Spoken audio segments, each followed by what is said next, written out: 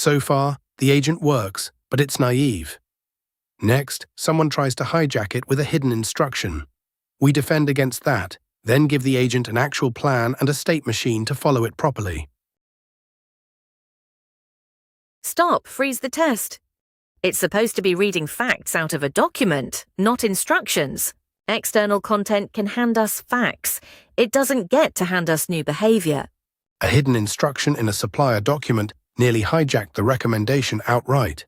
From here on, anything retrieved from outside the system passed through a filter built to separate data from disguised commands.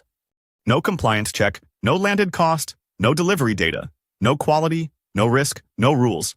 It skipped basically the whole job. 12 steps, real ones. Validate the task. Retrieve approved suppliers. Retrieve quotations. Validate the quotations. Check technical compliance. Calculate landed cost. Pull delivery performance.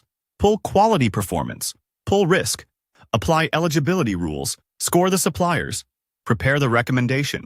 If I can't see the plan, I can't trust the plan. Planning couldn't stay locked inside the model's own head, invisible to everyone else. It had to become a structure the team could actually read, step by step, before a single tool got called. It forgot it already did that. It has no idea what it's already done. Every step is a fresh start for it. 14 states now.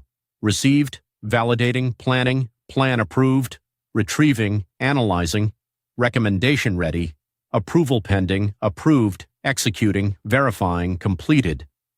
And 2, nobody wants to hit, failed, escalated. Atlas can decide what it wants to do next. It doesn't get to decide whether that's allowed. That's the workflow engine's job now. It survived the attack, and now it actually plans instead of just reacting. Next problem, can we trust what it's telling us?